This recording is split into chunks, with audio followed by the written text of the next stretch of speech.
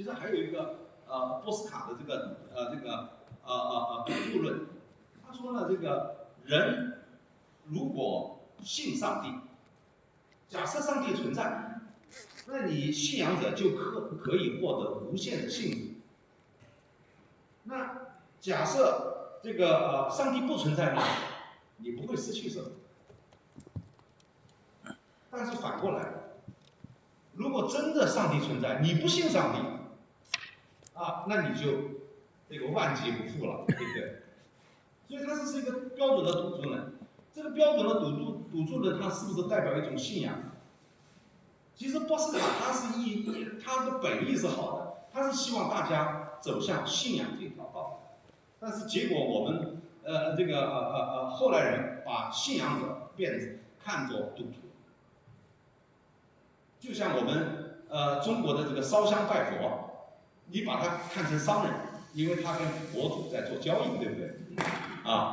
那其实这个是摧毁信仰，而不是树立信仰。这某种意义上来讲，也是一种虚无主义。虚无主义呢是在1799年，这个雅各比提出来的。那雅各比呢，他研究这个启蒙运动后的理性主义，他主要批判3个人。第一个人呢，斯宾诺莎。那斯宾诺莎呢，他是讲我们的心灵和身体都是大自然的属性，是一体两面，而整个大自然就是上帝。所以某种意义上来讲，他是一个泛神论的这个自然主义者。而这个整个大自然又是服从必然性规律的。所以呢，这个雅各比说，如果说这个我们的整个人类社会和宇宙都变成了因果链条这样的一个体系，那我们人的自由呢？我们的道德呢？我们的意志呢？去哪里了？所以决定论的必然性，就让一切价值意义失去了。因为你没有自由，所以就谈不上道德了。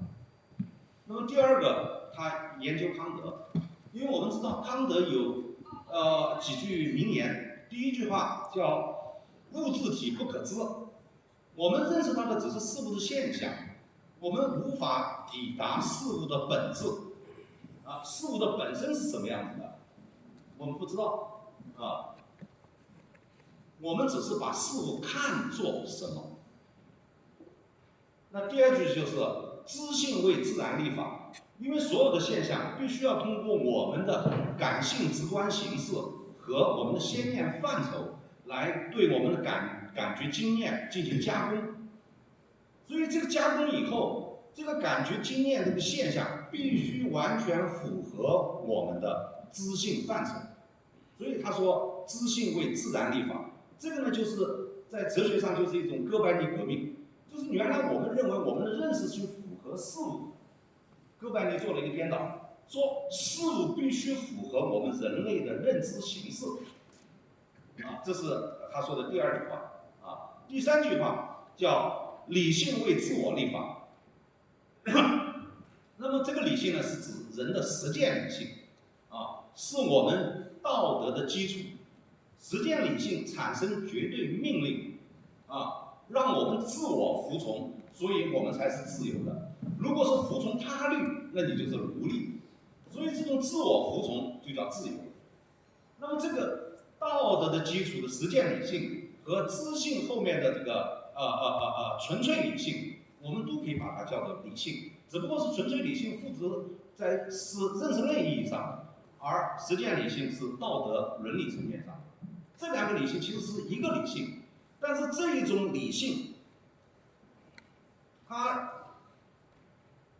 不依赖于一切传统，以及与此相关的习惯和信念，就让我们的理性和历史文化传统割裂了。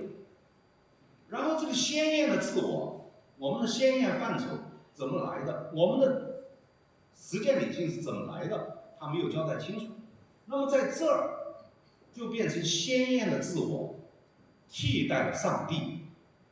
我们看到启蒙运动和理性主义最直接的结果就是打倒了上帝然后新树立的一个上帝，这个上帝就叫自我或者叫理性，这是新上帝啊。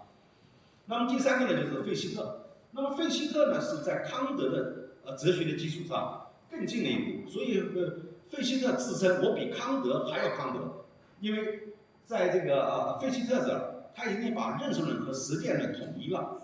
他说这个从这个形式逻辑出发，就是 A 等于 A 这个绝对命题出发，推出自我设定自我，自我设定非我，然后自我和非我相统一，这是他的哲学立场。所以呢，在康德的鲜艳自我到了费希特这儿成为绝对的自我。